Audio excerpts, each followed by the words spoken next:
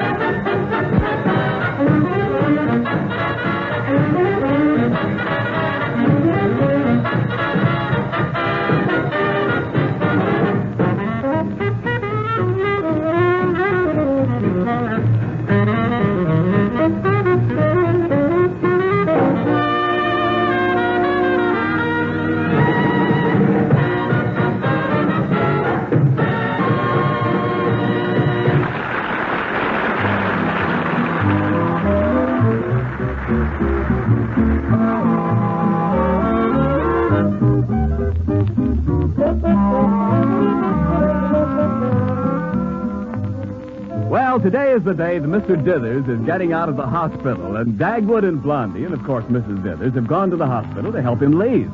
The leg that Mr. Dithers broke kicking Dagwood out of his office several weeks ago is not entirely mended yet, and details. Let's look into Mr. Dithers' hospital room and see what's going on there. Well, J.C., I guess you'll be out of here in a few minutes now, huh? How do you feel, Mr. Dithers? Terrible. Huh? I'm still a very sick man, Blondie. Oh. Well, Julius, I thought your leg had mended. I think I got another run in it. Julius, I don't think there's anything wrong with you at all. I'm not a well man. I can't leave here today. Why, Mr. Dithers, I'm surprised. I thought you wanted to get out of here and get back to the office. Yeah, Mr. Dithers, I thought you just couldn't wait to get out of the hospital so you could hammer me over the head with your crutches. Well, I have been looking forward to that glorious moment, but I've had a relapse. Personally, I think he enjoys lounging around the hospital. How can you lounge around with a broken leg? I don't know, but I'll bet you do. Well, hello there. Hello, Doctor. It's you. Hello, I Doctor. just came in to check you over before we throw you out. I'm really not feeling very well, Doctor. Do I have to leave? I'm afraid so. You know that pretty little brunette night nurse. I here pay very little attention to nurses. But I think I know the one you mean, East 2354. Well, she said that either you'd have to leave or she'd leave. So you've got to leave. Well, so that's the cause of your relapse, you crumb. From now on, I'm going to be your nurse, Poochie. But Dr. Crunch, is Mr. Dithers really well enough to leave the hospital? Yeah, but we wouldn't want anything to happen to him. That is, nothing too serious. Oh, he'll be perfectly all right, I hope. Yeah, I think you ought to give him an examination before he leaves. Well, if it'll rest your mind, I'll give him a quick brush. Get away from me, you carpenter. I'm perfectly all right. Well, you'll be on crutches for a while, Mr. Dithers. I hope you won't try to chase any young ladies on them. Dr. Crunch, have you met Mrs. Dithers, for heaven's sakes? Oh, yes. Yes, indeed. Yes, I know Miss Dithers. Oh, yes, indeed. And I know my husband. Oh, yes, indeed, and I know my boss. My goodness, it seems to me that it's taking a long time to get Mr. Dithers out of the hospital. He certainly got in much faster. Yeah, he just kicked his way in. Well, Mr. Dithers, let's see how you are. We'll put this thermometer in your mouth. No one's going to put a thermometer in my stomach. That's it. Mrs. Dithers, would you mind holding this thermometer in Mr. Dithers' mouth? Not at all. I hate to impose on you this way, but he's biting my hand. Doctor, why don't you bite him right back? Excellent idea. Get away from me. Hand me my crutches. Let's get out of here as fast as possible. That's an excellent idea, Mr. Dithers.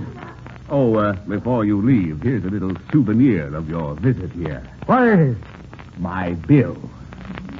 Let me see it, you snake oil salesman. Oh! Oh, Mr. Dithers, don't eat the thermometer.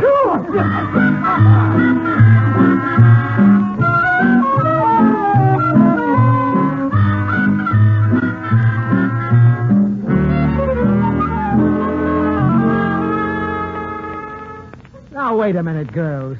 Why are you leading me into my office blindfolded?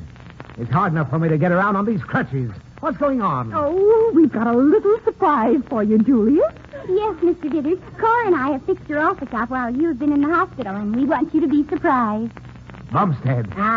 What have they done to my office? You'll be surprised, all right. Here,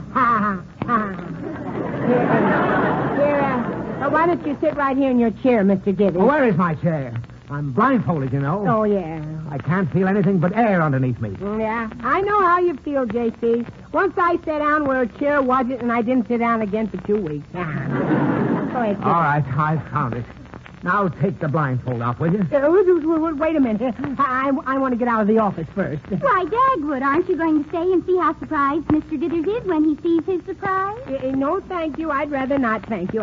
I'd feel much safer sitting on the edge of Vesuvius and dangling my feet over the side. I'll come back later after the lava's cooled off a little bit.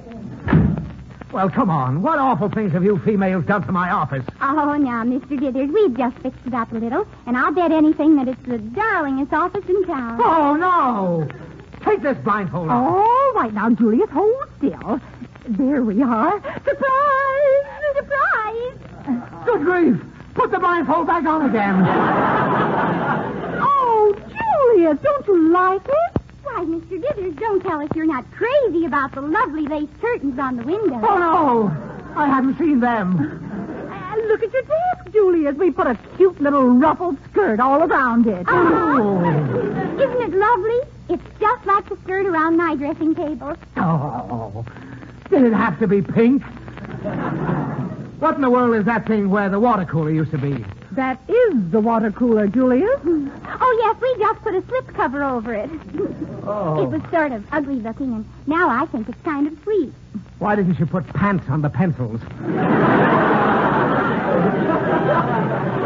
Just look at this office. It's monstrous. I had these walls painted a nice, inoffensive battleship gray. And now look at them. Covered with the jerkiest, bumsteadiest wallpaper I've ever seen. Why, Julius, we thought that wallpaper was simply lovely. Don't you love those little orange and green cupids? They're driving me nuts. That's the busiest wallpaper I've ever seen. It just goes woodly-doodly, woodly-doodly, idly-piddly pank all over the wall. Now, I think it does a lot for your office, and it does something for your personality, too. Sure, it's going to drive me crazy.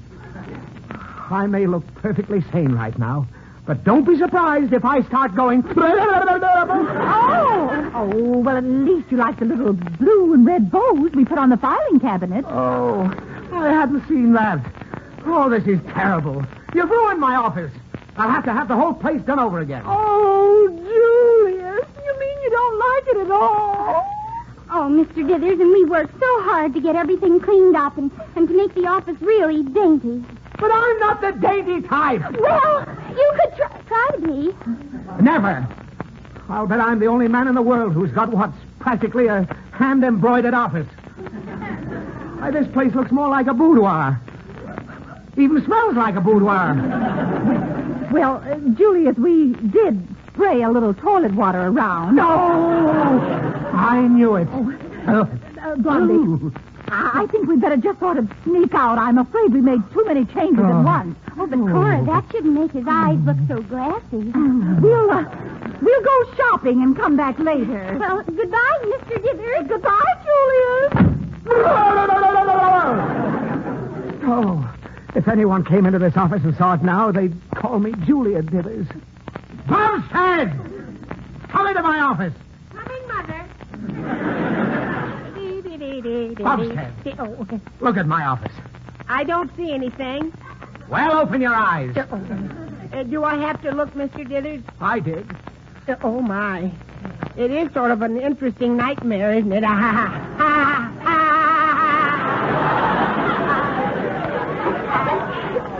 You think it's funny, eh? Oh, no. I'm just laughing because I haven't got anything else to do. All this happened while you were in charge of the Dithers Company, and I'm holding you responsible. You've got to make all the adjustments here at your own expense. I'll take care of the huh? Yes. Oh, my. Well, Mr. Dithers, I know how. I could make things look a little more natural, but you'll have to cooperate with me. I'll cooperate. What do you want me to do? Well, things would look more natural if you just wear a skirt. Bumstead! I have you know I'm not the flowered chintz type. No, you're more of a dotted Swiss. No. Now, listen here, Bumstead. Yeah. You took advantage of me when I was in a hospital with a broken leg. You forced me to make you a vice president. Yeah, but... You've messed things up in my absence, and now I'm demoting you. Demoting me? Yes. I'm demoting you from vice president to temporary second assistant office boy. Junior grade. But Mr. Dithers, can you afford to demote me to what you the assistant the vice the thing what you said? What do you mean? Can I afford it? Well, haven't you seen the new Dithers Company stationery? No, let me see. Yeah, here it is. Oh, J.C. Dithers Construction Company. J.C. Dithers President. Dagwood Bumstead, permanent vice president. Yeah, that's me. Bumstead! Huh? How much of this stationery did you order? I got a 5-year supply. Oh, no! Well, I figured that would make permanent last at least 4 or 5 years. Now, look at this. Look at your name there. Well, I just put my name underneath yours, J.C., that's all. Yes, but your name is in bigger type. Well, it must have been a typographical error. Well, I'm going to send this stationery back to the printer and have him put a big black blot across your name. And underneath it'll say permanently censored. Now, where are the keys to the office I gave you? Oh, yes, right here, Mr. Dithers, but I don't think the keys will work very good. Well, why not? Well, I suppose I ought to tell you that while you were away, I had a man change the locks on all the doors, including that locker for the drinking cups. Oh, Bumstead, you cad. That's the last camel that broke the straws. You're fired. Fired? Yes, like out of a cannon. I'm sorry I can't do it that way. No, Mr. Dithers. You're just joking now, aren't you? Huh? Oh, Dagwood. Yeah? Chum. Hand me one of my crutches, will you? Oh, sure. Sure, here you are, Mr. Dithers. Thank you. No, I want to get hold of the bottom end. Oh, yes, here. It's got a beautiful balance. It has that. Mr. Dithers, you were just joking about firing me, weren't you? Well, turn around with your back to me, Dagwood.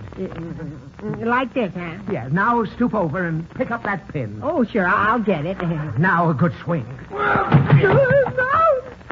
maybe you'll believe you're fired.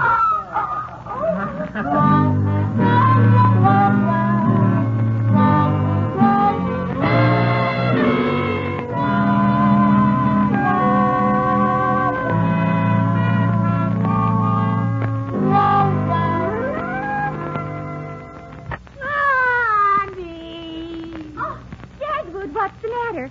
Why, you're home so early. Yeah, I've just been fired. Oh, Dagwood, Mr. Dithers didn't kick you out of his office again. No, he didn't kick me out. He batted me out. Oh. I sailed out like a high foul down the third baseline.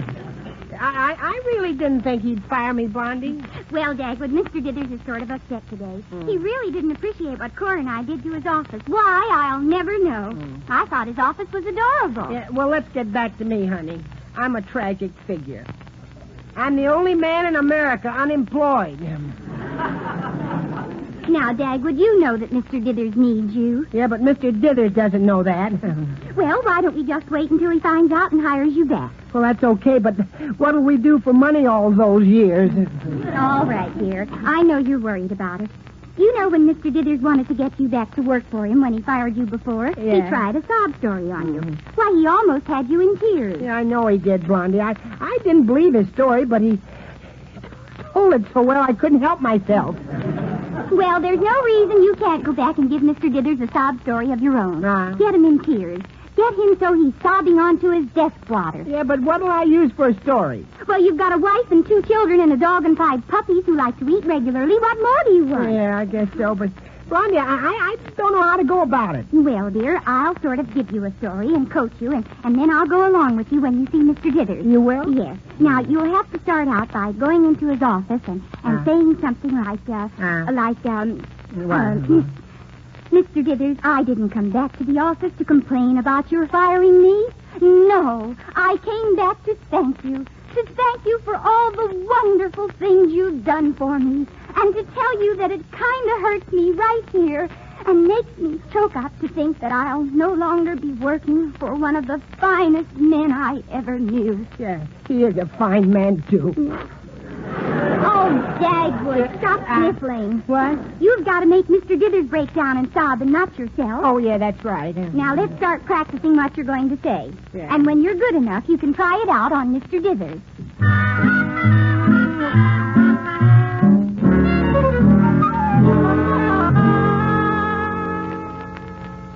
All right now, Dagwood. You remember what you're going to say, don't you? Yeah, I think so, Blondie. Well, I'll wait right here outside his office while you go in and work on his tear gland. Yeah, okay, but, oh, my goodness, I'm not sure I can make him cry.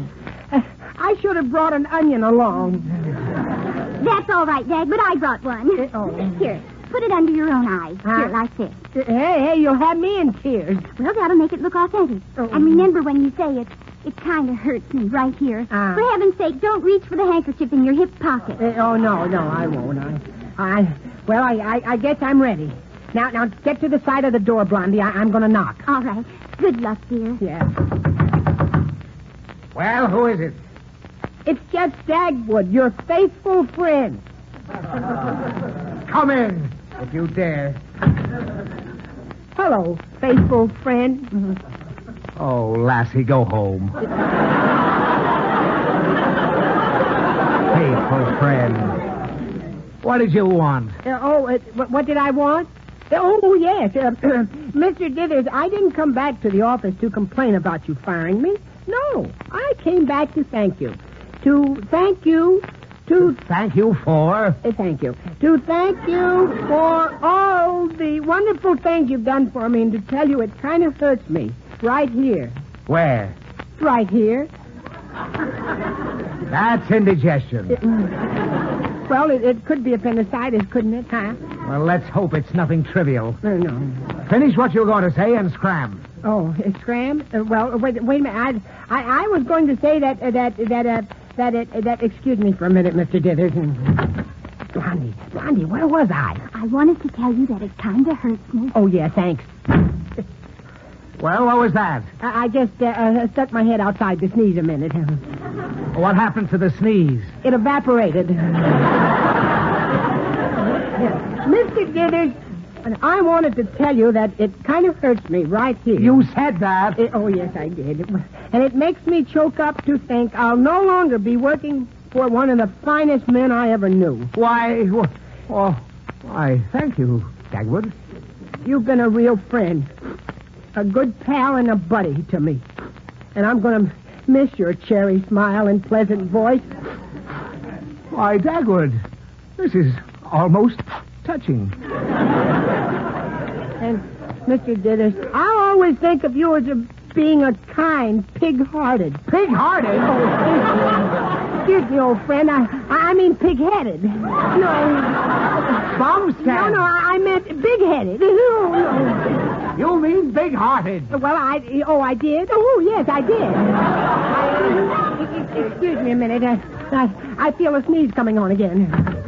Blondie, my goodness, what shall I do now? Give up. Huh? You ruined his mood. Pretend you just saw me, and then I'll come in and try to see what I can do. Yeah, I'll pretend I just saw you.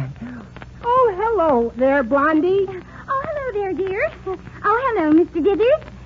Well, Dagwood, why don't you start cleaning out your desk in your office? Oh, I don't think it needs it, Blondie. Oh, yes, it does, dear. No, I don't think. Yes? Oh, I guess it does. Yeah, I'll see you later. Oh, well, Mr. Dithers, we're certainly going to miss you. You've been wonderful to us, and we've certainly had some good times together. I think Dagwood and I have valued your friendship more than anyone else. Yes, at cut-rate prices. And, you know, I don't believe our children will ever forget you either. You've been sort of like an uncle to them. Yeah, carbuncle. And they think a lot of you, too. Just the other day, little Alexander said, "Gee, Mom, Mr. Dithers is really a wonderful guy, isn't he?" And I said, "Yes, of course." And Dagwood said, "Alexander, I always know that I can count on Mr. Dithers. He's a person who'll never fail me. He's the nicest, swellest, sweetest guy I ever met." Did Daggy say that about his old friend Dizzy? Yes, he did. You know he feels that way about you, Mr. Dithers. Gee, I've been a heel to him. Why haven't I appreciated him more?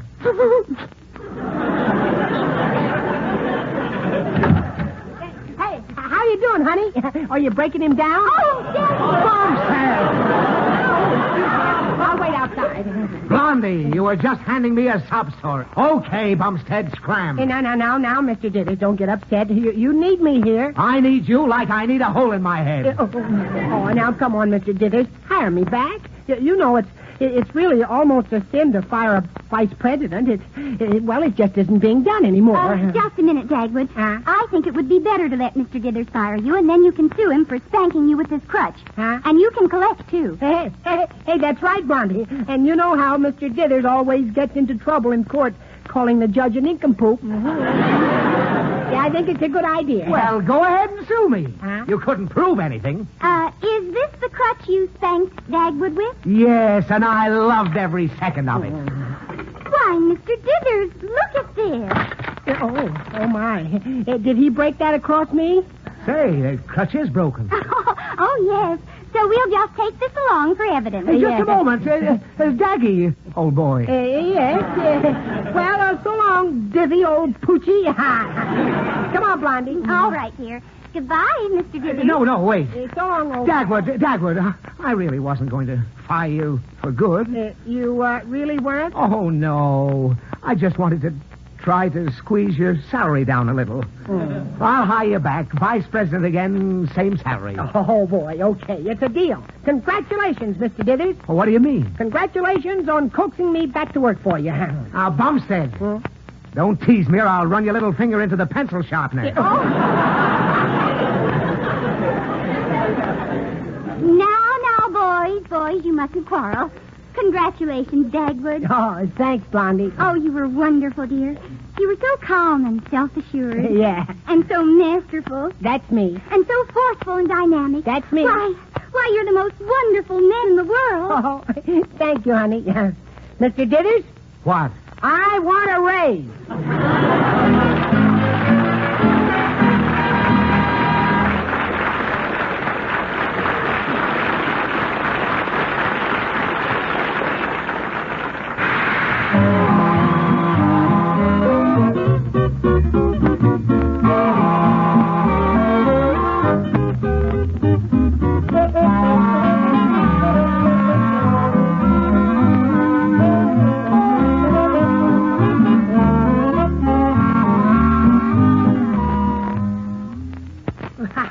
Blondie. Now it looks as though I'm going to be a vice president, at least for a few more weeks. I feel I ought to look a little more distinguished. No, Dagwood. You cannot carry a cane. No, I didn't mean that, honey. I didn't mean that at all. What I mean was that, could I grow a mustache, please? Yes, dear. I'll let you grow a mustache on one condition. You will? Okay, well, what's the condition? That you let me dye my hair green.